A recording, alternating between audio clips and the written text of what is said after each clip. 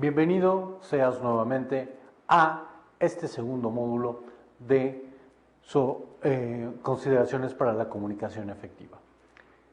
En este módulo vamos a ver la tercera parte en lo concerniente a lo que son las técnicas de negociación y las estrategias de negociación basado en la comunicación efectiva. Si me sigues, por favor.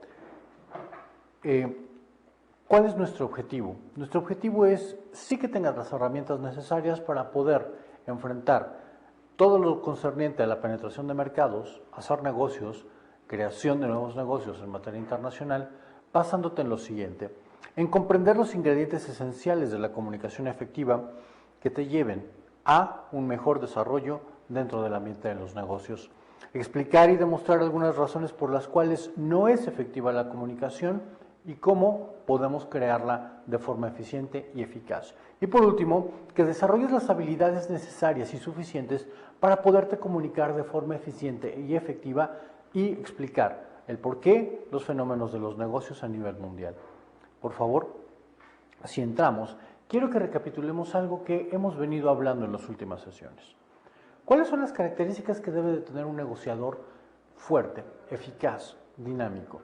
¿Cuáles son aquellas habilidades que debe de desarrollar en materia de comunicación para poder llevar a buen puerto cualquier tipo de convenio, trato, acuerdo o la firma de un fuerte contrato en materia de negocios? Bien, veamos esto en retrospectiva. Para algo muy importante que debe hacer un negociador es el manejo de la información. Quiero hacerte hincapié en esto porque la información es vital. Alguien dijo en alguna ocasión que la información es poder. No se equivocó. Mientras más conocimiento tengamos de nuestra contraparte, mientras más conocimiento tengamos del entorno y de las cuestiones sociales y de la cosmovisión que rodea el ambiente de nuestras contrapartes, mejor va a ser nuestra capacidad de penetración, de adaptación y de perspectiva psicológica con respecto a lo que vayamos a querer lograr o querer obtener con esta negociación. Veámoslo así. ¿Qué o cuáles son las informaciones relevantes que debemos empezar a manejar para poder obtener información? Primero, los datos generales de la empresa, no solamente la tuya, no solamente la de tu competencia, sino los datos generales de la empresa con la que estamos tratando. ¿Quién es? ¿Qué posición ocupa dentro del mercado? ¿Cuáles son sus segmentos y diversificación de productos? ¿Su liderazgo basado en qué? ¿En costos? ¿En productividad? ¿En diseño? ¿En mercadotecnia? ¿Cuál es la parte que le da valor o la generación de valor de sus productos en el mercado? Hay que saber muy bien, sondear perfectamente cómo vamos a obtener esta información, qué vamos a hacer con ella. Saber qué hace la empresa oponente, saber qué o cómo desarrolla sus procedimientos, sus estructuras y sus niveles jerárquicos nos va a dar una parte muy importante para identificar con quién y hacia dónde nos dirigimos a la hora de negociar. Esto no lo obvies, sé muy cuidadoso, hay que saber obtener la información correspondiente en materia empresarial. Lo siguiente son los tipos de actividades que realiza. ¿Cómo son? ¿Qué hacen sus directivos? ¿Cómo está estructurado jerárquicamente en materia de procedimientos, en materia de generación administrativa? Es decir, ¿cómo es su management interior? ¿Qué hacen? ¿Cómo están divididos los departamentos, los segmentos o las divisiones? ¿Cuál es el tamaño que tienen? ¿Cuál es su comunicación organizacional y su manera de poder transmitir órdenes y generar así nuevos horizontes? Otro tiene que ver con el volumen de ventas. Estrictamente la información en volumen de ventas nos va a dar la capacidad que tiene la competencia para poder desplazarse en el mercado. ¿Cuál es el lugar que ocupa? Si tiene la capacidad necesaria para conquistar ese mercado o para posicionarse de manera eficiente y segura. De esa forma, si nosotros tenemos esa información, vamos a saber a través de sus máximos históricos cómo se ha movido, cuál ha sido su desempeño y cuál es el grado de aceptación que tiene en el mercado en el que está. Sus beneficios, ¿qué aporta? ¿Qué beneficios tiene? ¿Tiene servicio postventa? ¿Tiene algún tipo de monitoreo o seguimiento con respecto a los productos que ofrece? Sus cuestiones en atención al cliente. ¿Qué beneficios ofrece una vez que oferta sus productos en el mercado? Los mercados geográficos, ¿dónde está presente? Dentro de una zona geográfica determinada, ¿cuál es su público meta? ¿Dónde está ubicado ese público y cómo llega hasta allá? ¿De qué manera está presente en las diferentes áreas? Es una empresa cuyos servicios solamente se concentran en ciudades capitales, en zonas metropolitanas. Es capaz de abarcar ciudades capitales, zonas metropolitanas y zonas rurales. O, vamos, puede permear y colocarse en la geografía de todo un país, de un estado-nación. ¿Cuál es su tamaño? ¿A qué se refiere con mercados geográficos? ¿Dónde está presente? La participación que tiene en el mercado, dentro de la partición de la participación de las empresas en el mercado, ¿cuál es la participación que tiene nuestra competencia de ese mercado, de ese segmento? Por unidad, por productos, por peso, por marca. ¿Qué es lo que hace? ¿Dónde está situado? ¿Qué estrategias y objetivos y metas persigue mi contraparte?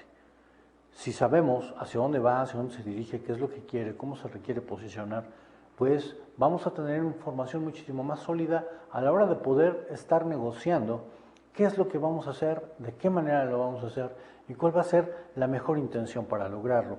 El estilo de negociar, cómo son sus negociadores, cómo son las personas con las que se trata directamente con ellos en cuanto a su nivel jerárquico y sobre todo cuáles son esas actitudes que ellos pueden tener a la hora de ser hacer o realizar un acuerdo o un trato. ¿Por qué te digo esto? Porque la personalidad de la organización también permea la personalidad de sus integrantes. Por lo tanto, si una empresa es agresiva en el mercado, si una organización es potente, es líder, obviamente que ese espíritu moral lo va a transmitir a todos sus empleados, por lo tanto sus negociadores van a tener esa capacidad, van a tener esa tendencia. Las tácticas que suelen emplear, ¿qué tipos de tácticas son? ¿Son tácticas de presión? ¿Son disuasivas? ¿Son dilativas? ¿Qué tipo de tácticas se utilizan para poder abarcar el mercado? ¿Qué tipo de estrategias se implementan a corto, mediano o largo plazo con el fin de obtener los resultados que ellos buscan? Y las características personales que tienen los negociadores de la competencia. ¿Cómo son? ¿Qué edades tienen? ¿Qué niveles jerárquicos tienen? ¿Qué capacidad de representación tienen? ¿Cómo son? ¿Cómo manejan sus vínculos con el poder de las organizaciones? Su organización con respecto a las otras organizaciones. A eso se refiere con las características personales de los negociadores. Todo este tipo de elementos, si logramos generar una muy buena información de carácter fidedigno, con fuentes sólidas, fuentes de primera mano, situaciones que nos den una continua retroalimentación de lo que está haciendo nuestra contraparte y lo que está haciendo nuestra competencia, vamos a poder negociar mejor. Vamos a poder tener un plano más amplio de lo que bien podamos desarrollar y así obtener resultados más eficientes. ¿Pero qué nos permite el conocer toda esta información? Veámoslo de esta forma. 1. Adecuar mejor nuestra oferta a las necesidades de nuestra organización. ¿Por qué? Porque si sabemos perfectamente cuál es la orientación de nuestro oponente y de nuestra competencia, nosotros podemos reconsiderar nuestra posición, podemos readecuar nuestras estrategias y por lo tanto tener una visión mucho más sólida de lo que sí podemos conceder, dónde sí podemos ceder y dónde sí podemos presionar. Otro punto importante es la utilización de argumentos que puedan resultar más convincentes. Esto podríamos señalarlo de la siguiente forma. ¿Qué es lo que quiere escuchar la contraparte por parte de nosotros? ¿Qué es lo que quieren ellos sentir por parte de nosotros? Es más que eso. Una vez que hablamos de los argumentos que debemos utilizar para tener resultados convenientes, debemos saber la clave que una vez te comenté. No es lo que se dice, sino cómo se dice. No es lo que presentas, sino cómo lo vas a presentar. A partir de ahí y con la información que empecemos a recabar, sabremos exactamente y conociendo la personalidad de nuestros negociadores oponentes, cómo les vamos a presentar lo que nosotros estamos dispuestos a conceder y no conceder. Lo que estamos dispuestos a aceptar de su parte y cómo se lo podemos aceptar. A partir de ahí podemos definir posiciones y por ende generar un ambiente mucho más fluido y dinámico a la hora de negociar. Elegir la estrategia de negociación y las tácticas más adecuadas a la hora de ya esclarecer cuál es la personalidad, los objetivos de nuestro oponente y qué es lo que quieren de nosotros. Una cosa es segura, antes ya te había yo mencionado que hay que hablar siempre con la verdad, hay que exponer exactamente lo que queremos, por qué queremos llegar a un acuerdo, firmar un contrato, etcétera, etcétera, y poner todo sobre la mesa claro y bien definido. Cuando hablamos de elegir la estrategia de negociación y las tácticas adecuadas y anticipar el desarrollo previsible de las negociaciones, hablamos precisamente de que si negociamos con las cartas sobre la mesa y todos bajamos nuestras cartas al mismo tiempo y nos permitimos decir abiertamente qué es lo que queremos el uno del otro, podemos hacer más fluido y más dinámico el proceso de negociación con el fin de llegar a un acuerdo, que puede ser benéfico para ambas partes o que puede ser benéfico proporcionalmente, pero siempre bajo la tesitura, bajo el objetivo de lograr lo mejor para cada uno. Es decir, elegir la estrategia de negociación adecuada y la táctica adecuada nos va a llevar precisamente a ubicar en tiempo y en forma qué es lo que vamos a realizar. Asimismo, eso nos puede llevar a anticipar cómo van a ser las reacciones de nuestra competencia, cómo redireccionamos las nuestras y hacerlo más sólido, más ecuánime y más tranquilo. Después, ¿cuál es la relación que se tiene con el poder? ¿Qué queremos decir con relación con el poder? Los negociadores oponentes tienen la personalidad jurídica y el poder para decidir, firmar acuerdos o generar algún tipo de convención o concesión respecto a la organización que representan, o son meramente negociadores de un acuerdo que después tienen que retirarse, consultarlo con su meeting board, con su junta de consejo, y posteriormente volver a la mesa de negociación y replantear lo que se dijo en la organización. Hay que tener muy en claro cuál es la posición que tiene y su relación con el poder. Si tú que eres el negociador y tú eres la parte y la carga fuerte y tienes la personalidad del poder, la representación de la organización y el nombre, pero aparte tienes la autenticación para poder negociar en nombre de la empresa, incluso jurídicamente, bueno, tienes una relación con el poder mucho más estrecha de la que podría tener tu contraparte. Hay que ubicar muy bien esto, ya que muchas negociaciones, muchos acuerdos y muchos contratos se han caído precisamente porque la relación que se tiene con el poder no está definida. Es lo que se cree que se siente o que se ve, pero la realidad puede ser completamente distinta. Las imágenes de autoridad pueden ser prefabricadas, pero cuando son reales se nota. ¿Qué te quiero decir con esto? Cuando una persona tiene la representación jurídica, tiene la representación del nombre y que puede negociar cualquier tipo de convenio, acuerdo de manera comercial, jurídica y social de una empresa, tiene una mayor carga de poder de la cual otro negociador no podría tener. Y eso hay que saberlo identificar. De hecho mismo, esta persona te lo puede hacer notar. Ahora bien, nunca se debe negociar con miedo, pero tampoco hay que tener miedo a negociar. ¿Esto a qué viene o cómo lo podemos ver? Uno, siempre hay que acudir a una negociación con el objetivo de sincronizar el mejor resultado posible. Cada vez que lleguemos a una negociación, a una mesa de negociación, cada vez que lleguemos a la hora de negociar, tenemos que hacerlo con el tiempo, las situaciones concretas y sincronizar nuestras ideas, nuestra agenda con lo que tenemos presente. Hay que saber ser meticuloso con esto, como ya habíamos dicho. Una de las características importantes es precisamente el poder sincronizar los tiempos.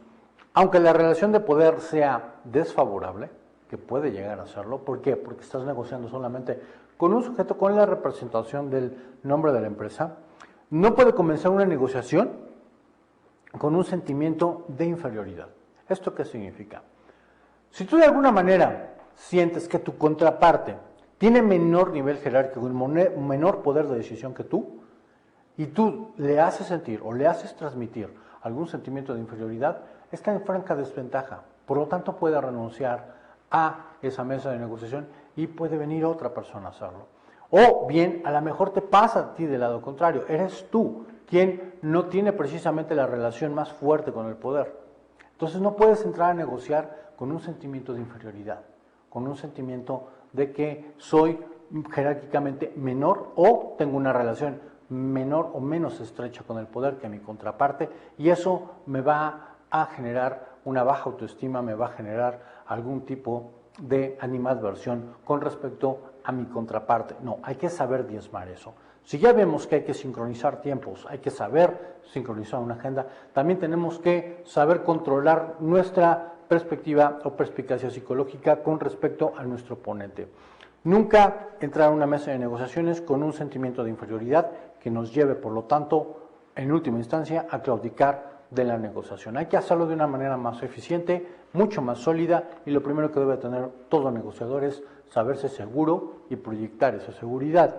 Si, por otro lado, la contraparte y su relación con el poder se trata de imponernos o de generar términos muchísimo más imperativos que lo que la propia organización quiere, pues bueno, ahí tenemos que utilizar una estrategia distinta. ¿Por qué? Porque, como te dije en un principio, nunca se debe negociar con miedo, pero tampoco hay que tenerle miedo a negociar. Hay que saber entrar con una situación a la mesa de negociación donde sí a veces puedes decir, caray, ¿qué vamos a hacer? ¿Cómo lo vamos a lograr? ¿Sí? ¿Qué características necesito? Pero tienes que irte deshaciendo del temor, tienes que irte deshaciendo del miedo y entrar con una solidez, con un aplomo y una firmeza lo suficientemente óptima para lograr tus resultados. A fin de cuentas, el objetivo de toda negociación es preparar bastante bien tu negociación, pero llevar a cabo la firma de un contrato, la firma de un convenio o asegurar un buen tratado, que eso es el objetivo final de una negociación. Pero bien, el objetivo real de una negociación, ¿a qué va encaminado? Uno, a tener un buen resultado, es decir, un resultado óptimo. Podemos tener resultados aceptables, cierto, y también podemos tener resultados mínimos. ¿Cómo lo podemos medir esta parte de aquí? Bien, si en la fase de preparación es fundamental definir con precisión qué resultados se pretende obtener con esta negociación, debemos medir tres cosas. Uno, el resultado óptimo que podemos lograr con ello, es decir, que logramos los beneficios necesarios para mi organización y con respecto a su organización, y de esa manera, digamos, tenemos un bienestar mutuo, tenemos un bienestar y un convenio bastante bueno para ambos.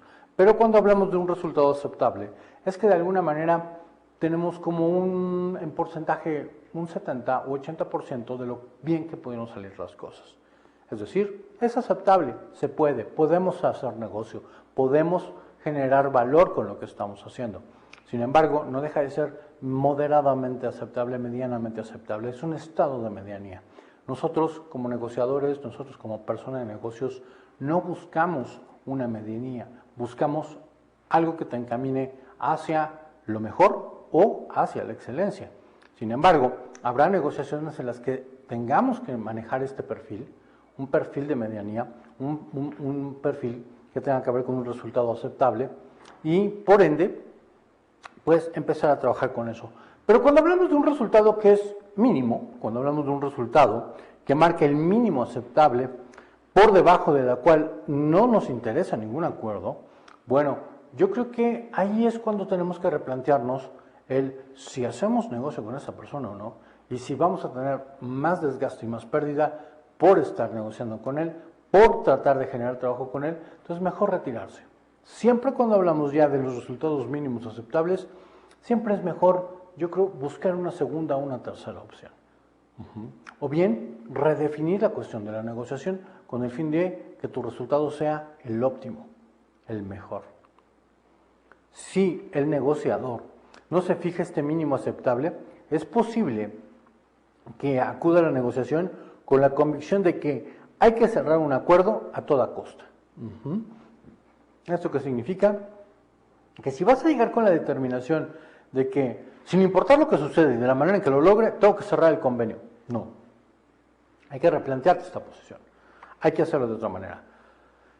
Cerrar ningún, como dice aquí, si no cerramos ningún acuerdo, puedes generar un fracaso. Ok, sí, pero muchas veces hay que reevaluar y reconsiderar si realmente nos va a llevar a buen puerto cerrar o no esta negociación. El modo de determinar este mínimo aceptable es valorando ¿Cuál sería nuestra mejor alternativa en caso de no llegar a ningún acuerdo? Es decir, si por algún motivo se cierran las negociaciones, ¿qué es lo mejor que podíamos haber obtenido? ¿Qué es lo aceptable que pudimos haber obtenido de ello? Y valorarlo y saber si es bueno seguir adelante o si no, reconsiderarlo, como te había mencionado. Hay que ser muy sensible a este tipo de circunstancias, ya que incluso en la vida regular de cada uno, muchas veces tenemos que tomar decisiones pensando en el mínimo aceptable de las cosas. Muchas veces no nos agrada, sin embargo, en ocasiones no nos es posible reconsiderar algunas cosas y terminamos haciendo concesiones respecto a ello con costos sumamente altos. Entonces, bien vale la pena reconsiderarte, replantearlo y así volver a la negociación. De ahí que digas, bueno, ¿qué opciones podemos generar? Aquí tienes un ejemplo que dice, si se quiere vender una casa para financiar la adquisición de una nueva, pues tienes cierto tipo de opciones, tienes algún tipo de opción que empiezas a procesar en tu cerebro y bueno, dices, bueno, a lo mejor alguna no es vender y opto por algún tipo de crédito hipotecario. Alquilarla, lo que me permitirá obtener una renta mensual, que también puede ser una buena opción. O seguir habitándola, me ahorro los gastos de financiación de la nueva casa, o bien cederla a un familiar pensando que puedo tener el recurso para obtenerla de una manera distinta. Cuando hablamos de decisiones de este tipo, que es algo meramente somero, ¿sí?, pues nos pone a plantear diferentes cosas. ¿Qué quiero obtener? ¿Qué voy a hacer para obtenerlo? ¿Cuál es la mejor alternativa? ¿Cuál es la mejor forma en la que puedo lograrlo sin desgastarme o con conseguir cierto tipo de elementos que me permitan llegar al objetivo deseado? En este caso, que vender una casa para poder comprar una nueva. Las opciones todas pueden ser buenas o malas dependiendo de cuál va a ser mi objetivo y mi interés. ¿Qué es lo que tengo que hacer? Escoger la más aceptable o la que me lleve un resultado óptimo. ¿De acuerdo que? A mis posibilidades y a lo que puedo lograr. En fin, yo pienso que has escogido una, piensa, razona perfectamente la decisión y de acuerdo con este ejemplo te vas a dar cuenta cuál es el mínimo aceptable, cuál es la mejor opción.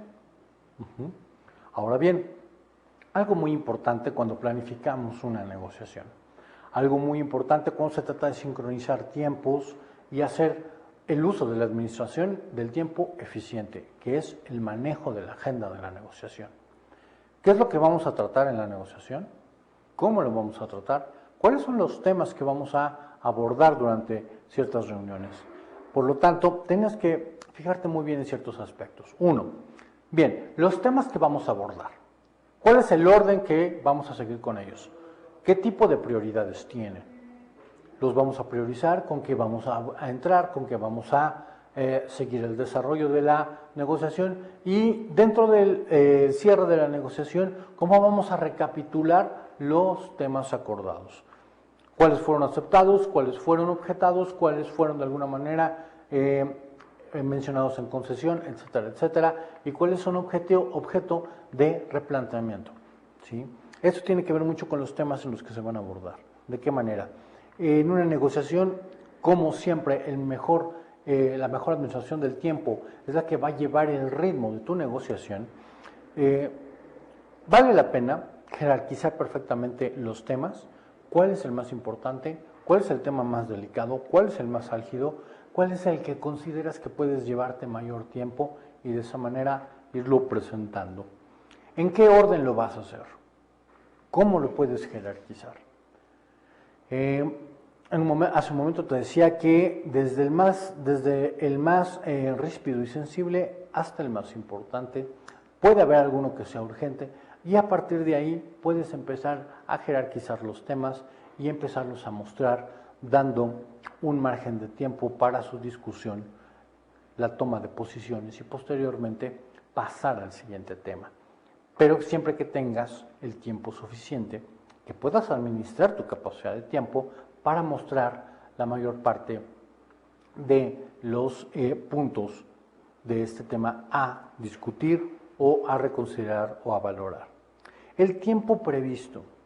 Vamos, siempre el manejo del tiempo es sumamente importante. ¿Por qué? Porque en una negociación, cuando hablamos de tiempo, es nuestro principal bien escaso y es el que tenemos que aprender a administrar y optimizar de la mejor manera. Si logramos hacerlo, si logramos optimizarlo de la mejor manera, si logramos encauzar nuestra reunión en base al establecimiento de tiempos y sincronizarlo adecuadamente, vamos a lograr exponer todos los temas tratados. Puede que tengamos tiempo de sobra para retomar alguno, o bien tengamos un margen mayor de discusión, lo cual muchas veces es sano a la hora de tratar cualquier tema álgido, ríspido o de carácter urgente. Siempre el tiempo previsto para cada tema debes empezar a respetarlo, debes respetarlo como tal, señalarlo como tal. ¿Quiénes van a intervenir por cada lado? Es decir, ¿quiénes van a ser los negociadores y cómo van a ser su forma de posición? ¿Cómo van a empezar a abordar los temas? ¿Bajo qué circunstancias? ¿Bajo qué condiciones? ¿Y cómo van a empezar a mostrarse? Eso es algo muy delicado. Entonces, trata de ir ubicando en tiempo y forma cuáles van a ser las formas y los tiempos en los que cada participante puede empezar a abordar los temas. Con esto no quiere decir que en cada sesión de negociación vamos a empezarle a dar la palabra a cada uno. Cada uno la va a tomar de acuerdo a los temas que estén hablando y de acuerdo al interés que tenga cada persona. Por lo tanto, ir midiendo los tiempos y tú, si te toca conducir esa negociación, ir dando los márgenes de diálogo para poder abordar cada uno de ellos de una manera más eficiente y más eficaz. Las pausas. ¿Cómo vamos a manejar las pausas? Mientras más larga es una negociación, mientras más largo es el tópico de discusión, más desgaste genera, más tiempo te lleva. Por lo tanto, el manejo de pausas y el establecimiento de pausas entre temas o al finalizar un tema o comenzar otro es importante. De ahí que los amenites que empecemos a considerar la forma y los espacios, el lugar, nos va a permitir generar una mejor administración de las pausas y por lo tanto no generar tanto desgaste y recobrar energías para el siguiente tema o para los siguientes temas que vayan a realizarse. ¿Por qué? Porque hay que hacerlo también de una manera mucho más tranquila, mucho más dinámica y que nos genere un resultado óptimo, que es al final lo que estamos queriendo y lo que estamos decidiendo, ¿no? Por lo tanto, también debemos de señalar cuál va a ser la hora de finalizar nuestra negociación. ¿Cómo va a ser? ¿Cuál va a ser el término? ¿Cómo la vamos a terminar? ¿De qué manera vamos a llevar el cierre? ¿Y quiénes van a intervenir en ello? ¿De qué manera van a intervenir y bajo qué circunstancias o qué formas? Por lo tanto, uno de los puntos principales a la hora de generar nuestra agenda de reunión, nuestra agenda de negociación, va a ser la administración del tiempo. Todo esto está basado en tiempos, todo esto está basado en las jerarquías de los temas y la importancia de cada uno y de la exposición que se pueda tener. Por lo tanto, sé cuidadoso a la hora de armar tu agenda, sé cuidadoso a la hora de llevar a cabo cada uno de los elementos a realizar. Pero veamos, ¿qué tiene como objetivo tener una agenda de negociaciones? Bueno, que la reunión se desarrolle siempre de forma ordenada, siempre que se desarrolle de forma clara y fluida, que es lo que queremos. ¿Por qué? Porque ya hemos llegado a un punto donde las reuniones pueden tener muchísimos elementos, se discute sobre mucho y al final no podemos llegar a nada. Lo peor del caso es pararte de la mesa de negociaciones sin una verdadera resolución. Por lo tanto, el objetivo principal es de que esto se lleve de una manera eficaz, fluida, dinámica, pero sobre todo ordenada, que permita que las partes centren su preparación en los temas que se van a tratar. Cada una de las partes lleva preparado el tema que quiere discutir con su contraparte. Por lo tanto, damos por hecho de que esto se está dando por sentado. Y acudan a la reunión con especialistas oportunos. ¿Por qué? Veámoslo así. En sesiones anteriores habíamos platicado de que las negociaciones pueden ser o de manera muy sencilla o pueden ser muy complejas y que en tiempo pueden tardarse minutos, horas o días, pero hay negociaciones que pueden tardar meses o que pueden tardar años. ¿Por qué? Porque el objetivo a negociar, el tema o el punto importante a negociar son temas que es un objetivo que tiene varios temas que hay que estudiar y analizar con detenimiento. hablar de fusiones, adquisiciones de empresas, absorción de negocios, joint ventures o alianzas estratégicas o franquicias maestras, no conllevan a una negociación con tiempo, con mayor dedicación y atención que la que podría llevar a otra de carácter más simple. Por lo tanto, a veces se requieren personas especializadas en determinados temas, sobre todo técnicos, que tengamos que apoyarnos en ellos para verificar que la contraparte esté cumpliendo con lo que dice o de la manera en que nos lo está presentando. El uso de personas especializadas, el uso de personas con ciertas especializaciones y perfiles muy estrictos y definidos en materia técnica, nos va a ayudar a aterrizar un tema de una manera más sólida, más coherente y saber qué estamos haciendo, de qué manera lo estamos haciendo, de qué manera estamos invirtiendo. Un ejemplo muy sencillo de esto: si existe una alianza estratégica, una fusión entre empresas de telecomunicaciones, puede ser que a ti te toque ser el CEO de una de estas empresas, pero no necesariamente tienes que saber cómo funcionan las redes de telecomunicaciones de toda la empresa. ¿Por qué? Porque a lo mejor no tienes esa preparación. A lo mejor tú no eres ingeniero en sistemas, tú no eres ingeniero en telecomunicaciones, eres un experto en management, eres un experto en management, y es algo completamente distinto. Pero vas a necesitar del apoyo de toda la gente técnica necesaria de la organización que te permita entender la rama técnica, la rama técnico-operativa de la organización, en la cual quieres tú absorber, y de esa manera, pues, generar información mucho más fidedigna, con datos muchísimo más sólidos y contar con opiniones de expertos que te lleven a una mejor toma de decisiones. Eso es lo importante de asesorarse con gente especializada. Otro, permite centrar la discusión sobre dichos puntos, evitando que de las partes se pueda traer un debate o un falso debate o un debate estéril que no estaban previstos o que simplemente te lleve a otro punto. Cierto es que cuando conversamos, cierto es que cuando estamos dialogando, muchas veces buscamos para una explicación de un tema apoyarnos en cualquier otro. Retrotraemos ideas de otro lado, las concatenamos con la idea que estamos exponiendo en este momento y a veces, sin darnos cuenta, ya terminamos hablando de algo completamente distinto. Bien, no podemos perdernos, necesitamos centrarnos perfectamente, necesitamos encauzar esta idea y tener esta idea de una manera sólida y clara que nos permita definir exactamente lo que queremos. De ahí que hay que centrar la discusión, hay que ubicarla, hay que aterrizarla y tratar de que esto no se desvíe. Centrarnos en el tema que estamos haciendo y discutiendo con la finalidad de llevarlo al término. También permite hacer un seguimiento de los temas a abordar, evitando que alguno pueda quedarse rezagado.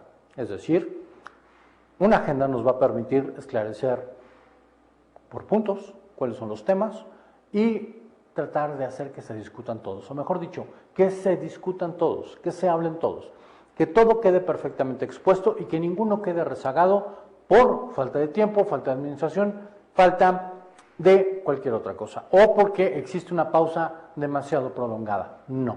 Una agenda nos va a permitir perfectamente encauzar cada una de estas cosas, centrar perfectamente el tópico de discusión, abordarlo como debe de ser y que no existan dispersiones, obligando así a ir de una manera más avanzada. Las partes son consecuentes de que hay un guión, que hay que intentar discutirlo todo, resolverlo todo, y que no se puede eternizar en un punto determinado. ¿Por qué? Porque muchas veces de un solo punto pueden salir muchas cosas. Y una vez que de ese punto emergen muchísimos más subpuntos, entonces tendemos a dispersarnos, tendemos a ir concatenando ideas que en un principio pudiesen estar relacionadas, pero que al final terminan siendo dispersas. Entonces hay que saber centrarnos, hay que saber ubicar cada una de estas cosas, ¿no? Por lo tanto, te digo, ¿cómo podemos llevar esto a buen puerto? Uno, generar los temas a discutir, los temas que se van a hacer, el orden que se lleva y de qué manera se lleva. Por lo tanto, la agenda viene a ser un marco general o bien una hoja de ruta.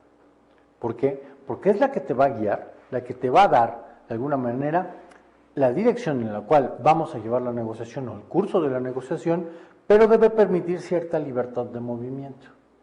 Es decir, no es del todo rígida, vamos a hacer de alguna forma que podamos ser flexibles al tratar algunos puntos que a lo mejor en el inter de la negociación requieren un poco más de atención. Quizá requieren un poco más de participación por parte de los especialistas y bueno, tiene que llevar o consumir más tiempo. Hay que ser delicado con ello, ya que la negociación no siempre discurre como estaba prevista, siempre va a haber modificaciones. ¿Por qué? Porque no es estática y no es altamente conservadora, ¿sí? Es mucho más amplia, es más diversa y tiene que ser flexible. Pero esta hoja de ruta es la que nos va a dar la pauta sobre lo que debemos hacer. Por lo tanto, ¿cómo debe ser el desarrollo de esto? Bien, esta fase del desarrollo de la negociación comienza en el momento que las partes se sientan frente a frente y empiezan a negociar. ¿Con qué? Con el objetivo propiamente de llegar a un acuerdo, de generar un objetivo que sea benéfico para ambos. Por lo tanto, si inicialmente las partes tratan de conocerse y de establecer un clima de confianza, debe hacerse de la siguiente manera. Uno, en primer momento se tratarán los temas generales, cómo es la presentación, cómo vamos a establecer el curso del orden de las ideas y cómo vamos a llevarlo a cabo. Posteriormente, vamos a hacer que durante la presentación, durante los temas generales, pasar a los tópicos más importantes y los más álgidos. Y posteriormente, en este orden, ir discutiendo, ir integrando a los demás personajes o a las demás personas y por ende generar mejores cursos de discusión. Esta fase siempre es importante, ya que si se consigue un buen grado de sintonía, es decir, si hay empatía, si hay armonía dentro del proceso de la reunión, puede facilitar enormemente el curso de la negociación. La empatía es importante, el que exista sincronía y el que exista un grado de afabilidad por las partes hace más fluido el proceso de la negociación, lo cual lo hace sumamente importante. ¿Cuál es el orden ideal de cada una de estas cosas? Uno, la parte que hace la oferta es la que comienza realizando una presentación de la misma. Es decir, aquel actor, aquella parte actora en la cual va a realizar la oferta es la que va a hacer la primera presentación. A partir de ahí se empieza a esclarecer la ruta de acción que va a llevar la reunión conforme a la exposición de los objetivos y de los intereses de quien está haciendo la oferta. Ponemos atención, vemos bien cuáles son los puntos que presenta, de qué manera los está presentando y la conveniencia que tiene para ambos, y concretamente para mí y mi organización, qué es lo que nos está presentando y si vale la pena. Empieza a intercambiar su información, que es sumamente importante, tratando cuál es la posición de cada una de ellas y tratando de determinar cuál es la diferencia que las separa. Es decir, esto es lo que presentamos, estos son los beneficios, esto es lo que podemos conceder y bueno, esta es la manera en que a lo mejor podemos funcionar si hacemos un acuerdo, firmamos un tratado, etcétera, etcétera. Hay que ser bastante sensible con ello, vamos a ir aceptando cada vez que nos presente su información para irla analizando, irla digiriendo, ¿sí?, conforme el transcurso de la negociación. Las partes tratarán de acercar sus posiciones, es decir, planteamientos, argumentos, pequeñas concesiones, etcétera, etcétera. ¿Por qué? Porque cada presentación y cada tópico es un punto de discusión, es un punto de intercambio de opiniones, en ocasiones que se pueden contrapuntear o que pueden avanzar de manera armónica y de común acuerdo. Aquí es donde se toma un poco más de tiempo y que tenemos que ser un tanto cuanto mejores administradores de ese tiempo. ¿Por qué? Porque eso nos va a dar precisamente que la negociación sea mucho más dinámica. El desarrollo será normalmente gradual, es decir, que pasaremos del plano o general a lo particular, o bien se puede empezar de lo particular para llegar a una generalidad total, lo cual este proceso requiere, como siempre, tiempo y hay que dejar que las cosas vayan gradualmente creciendo o bien madurando los temas y aquí es cuando vemos que la precipitación o el impulso no es para nada conveniente. A lo mejor puede ser que al presentarte un dato, al presentarte determinado tipo de argumento, tú no estés de acuerdo con él e impulsivamente digas no, o impulsivamente digas no estoy de acuerdo con eso. Vamos a discutirlo nuevamente. Bien, no hay que apresurarse. Hay que dejar que nuestra contraparte exponga, muestre sus argumentos, muestre sus cartas, nos diga a dónde quiere llegar con todo esto, y a partir de ahí, con una información muchísimo más sólida, entonces sí podemos ya discernir, ya discutir, y por lo tanto hacer una afirmación final al respecto, o una proposición final al respecto. En una negociación se puede ganar con rapidez, probablemente, o seguramente podríamos ganar con cierta rapidez. Sin embargo, hay que tomar en cuenta determinados factores. Uno, conseguir una buena comunicación entre las partes que sea franca y que sea abierta. Es decir, esto es lo que vamos a obtener, nos vamos a asociar, vamos a hacer un acuerdo, vamos a hacer un tratado, o firmar un contrato, porque nos conviene bajo estas situaciones, bajo estas estipulaciones. Y vamos a obtener un beneficio mutuo por esto. Es decir, si la comunicación es franca, es abierta y se logran exponer abiertamente cada una de estas cosas, bueno, la fluidez que se genera es muchísimo mejor. Después, crea una atmósfera de confianza. ¿Por qué es importante crear una atmósfera de confianza? Porque eso nos va a dar una seguridad mayor emocionalmente, nos va a permitir tener una aceptación por parte del ambiente en el que nos encontremos. Es decir, nuestra persona, nuestra atmósfera y la contraparte somos de alguna manera afines, y eso nos va a permitir un fluido mejor de la comunicación. Nos va a permitir comunicarnos mejor, si a lo mejor no de forma tan relajada, pero sí con una situación de mayor confianza en la cual nos vamos a sentir capaces de poder hablar y expresar nuestros puntos de vista sin tener algún tipo de barrera de por medio, lo cual hace que esto sea muchísimo más fluido durante el proceso y nos permita cerrar la negociación con un buen acuerdo, o bien llevarlo lo mejor posible a un fin óptimo, que es lo que necesitamos al final en una buena negociación. Esto hay que hacerlo de una manera muy concisa, muy delicada, ya que la creación de una atmósfera agradable requiere de muchos elementos externos que tenemos que aprender a manipular y a poder crear. La creación de atmósferas no es algo sencillo, es algo que tiene que ver con tu organización, con tu propia empresa y cómo generas ese ambiente que sea agradable. No hay que olvidarnos de una cosa, el ser humano se mueve por emociones, y si en algún momento dentro de su emoción se siente agredido, intimidado, o bien de alguna manera en un contexto fuera de lugar, por principio lo que va a pensar es querer terminar y querer salir lo más pronto posible. Y eso es lo que no buscamos en una negociación. Lo que buscamos en una negociación es precisamente el mejor manejo del tiempo, con una comunicación fluida y con una exposición real de los argumentos, pero para esto necesitamos hacer que nuestra contraparte entre en un clima donde él se sienta confortable. De esa manera se puedan hablar a la par, a la misma jerarquía y con la misma intensidad. Otro punto importante es no prolongar en exceso las reuniones, ya que eso lleva un desgaste, como habíamos hablado.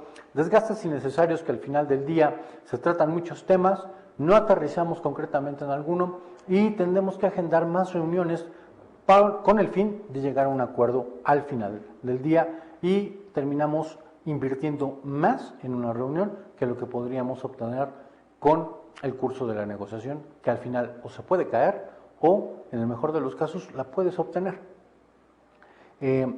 Otra parte importante es hacer pausas, que regularmente para cada una de las partes sirva para analizar los temas tratados y sirva para regresar a la mesa de negociación con puntos de vista mejores alimentados, o bien con una información muchísimo más sólida, o respaldar aquello que en algún momento se presentó de una manera no tanto cuanto fuerte.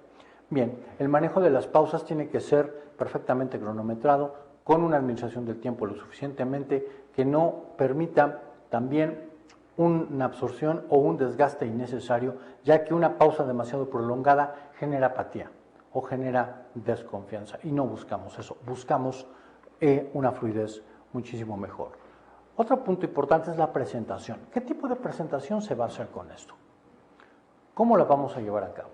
Bien, el uso de recursos audiovisuales son necesarios o bien son óptimos a la hora de presentar diferentes temas. Estadísticas, claves, videos, información que nos permite de alguna manera conocer más de cerca lo que se nos está planteando es importante, pero en ocasiones una buena negociación comienza con una presentación que realiza el ofertante o la persona de la oferta de una forma clara, sucinta, pero sumamente bien definida. De nada nos sirve presentar 35, 40 u 80 diapositivas electrónicas con el fin de explicar un solo punto. No, tenemos que hacerlo de una manera muy reducida, muy clara, que nos permite la optimización del tiempo, pero que quede claro en la mente de nuestro ponente qué es lo que queremos con ello. Es decir, siempre estar preparado para hacer una presentación requiere una buena administración de tus recursos. Otra parte, una buena presentación permite transmitir una imagen de seguridad y confianza, evitando dar una muestra de temor y de timidez. Bien manejados tus recursos audiovisuales, bien manejado tu administración de tu información, vas a generar mayor aplomo y mayor información. ¿Por qué? Porque de alguna manera tú eres el experto y tienes que mostrarla de la manera como debe de ser. Tienes que proyectar eso. Y eso se hace haciendo una presentación que sea atractiva, que sea ligera, pero que sea sobre todo sugerente. Es decir, que tu contraparte quiera saber más sobre eso. De alguna manera tiene que tener la curiosidad o la expectativa de saber qué hay, aparte de todo lo que le presentaste, qué más hay. Entonces, concéntrate en esto. Tu presentación tiene que ser atractiva, tiene que ser ligera, no cargada de datos, sobre todo de estadísticas y de números. Muchas veces a muchas personas lo que más les causa apatía es lidiar con gráficas, es lidiar con estados de resultados que para muchos que se consideran especialistas o que son especialistas pueden hacerlo como cualquier sujeto puede leer un libro, pero no todos tienen esa disposición. Luego entonces hay que ser ligero en ello, tratar de llevar un proceso de comunicación abierta y eficaz que sea aceptable, digerible y entendible para todos. Por lo tanto, tiene que ser sugerente. Luego entonces, la presentación gana en interés sí y solo sí se apoya en medios audiovisuales, es decir, si utilizas recursos audiovisuales electrónicos que son muchísimo más dinámicos, te va a permitir generar mayor seguridad, mayor confianza, pero mostrar tus datos de una manera más dinámica. ¿Por qué? Porque te puedes apoyar en transparencias, presentaciones como las que tenemos aquí, o bien en planos, en folletos, en cualquier otro tipo de recurso que respalde tu información. Durante la presentación se podrán contestar algunas preguntas, se podrán generar algunas otras y crear una retroalimentación respecto a lo que estamos ofertando. La presentación se dice que deben considerarse 3 factores o los siguientes factores. En un momento del día en el que la gente esté tranquila, esté relajada, sea fresca y es de preferible por la mañana realizarlo. Hay personas que piensan que cualquier hora es buena para poder negociar, cualquier hora, cualquier lugar es bueno para firmar un contrato. Evitar a toda costa tener la presentación después del almuerzo o después de la hora de la comida o por la tarde. ¿Por qué decimos esto?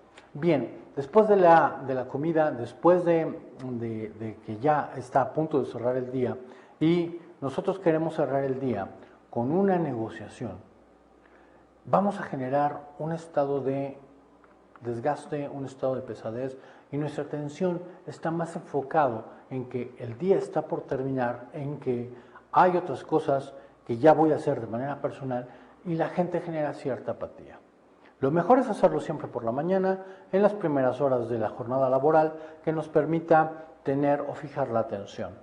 A lo mejor puedes pensar esto de una manera más detenida, a lo mejor a la hora de hacer la primera presentación de la negociación, empezar con un desayuno, empezar con un almuerzo ligero que nos permita romper todo tipo de formalismos y llegar de una manera muchísimo más relajada a la presentación para posteriormente determinar el almuerzo o el desayuno, empezar directamente con la presentación y así seguir adelante.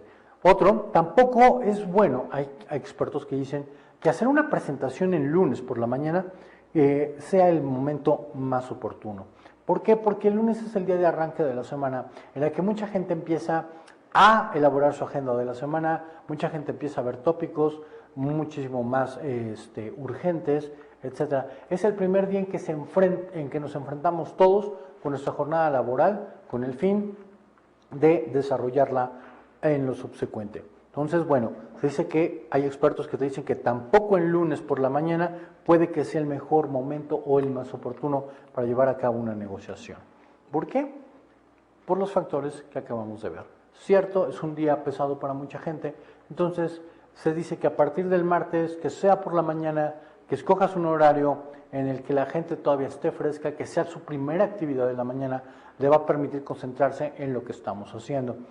Y, por lo tanto, al llegar al punto de la discusión, cuando se comienza propiamente la negociación, las partes mantienen posiciones que pueden ser distantes.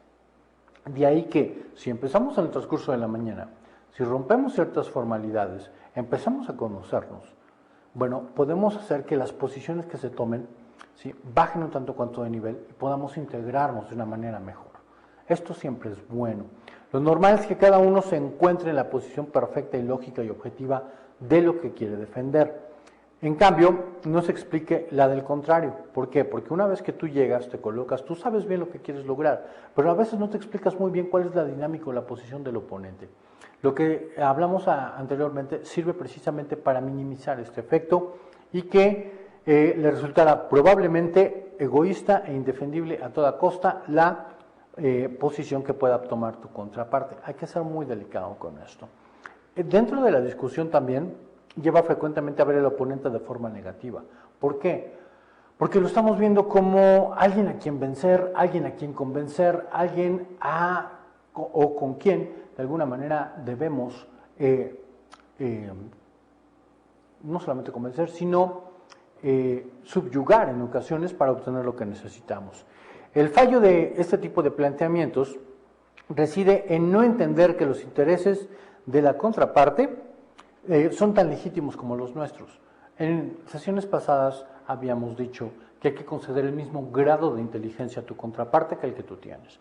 Por lo tanto, si llegamos a esta posición en la que no consideramos que sus intereses sean tan legítimos como los propios, estamos de alguna manera minimizando la parte del oponente o lo estamos de alguna manera subestimando, lo cual no queremos, y en una negociación eso es uno de los errores más grandes que alguien puede cometer, subestimar a su contrario.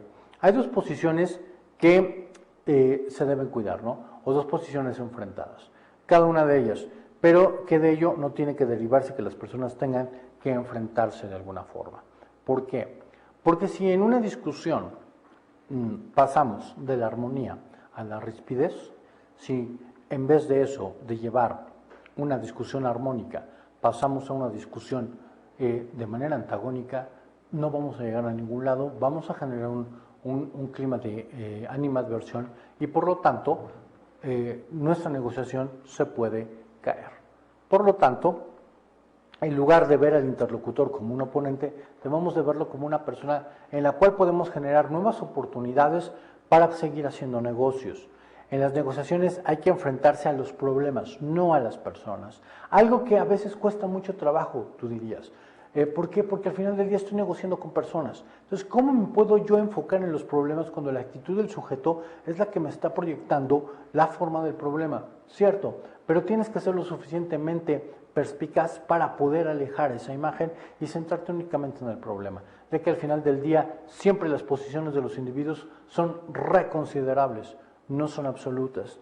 Y bien, es lógico que defendamos nuestras posiciones y rechazar las que tenemos en contraparte. Por lo tanto, ello de ganar en imagen, muchas veces perdemos en contenido. Entonces hay que ser lo bastante sensible para poder reconvertir esto y ganar, sí en imagen, pero ganar también en los puntos de acuerdo que tenemos.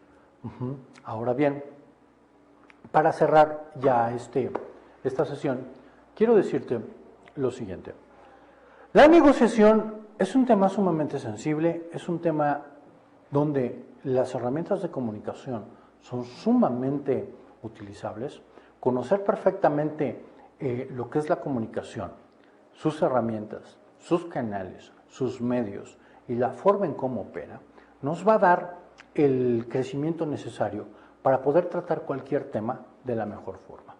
Si logramos entender dentro de la negociación que el proceso de la comunicación es lo que nos va a permitir entender o hacer entender mejor nuestras ideas y ser sensibles al medio ambiente que nos rodea, tanto propio como la cosmovisión de mi contraparte y mis oponentes, vamos a tener un mejor control en nuestros negocios, vamos a tener un mejor control de lo que queramos realizar en un futuro con las personas con las que queramos hacer negocios a futuro.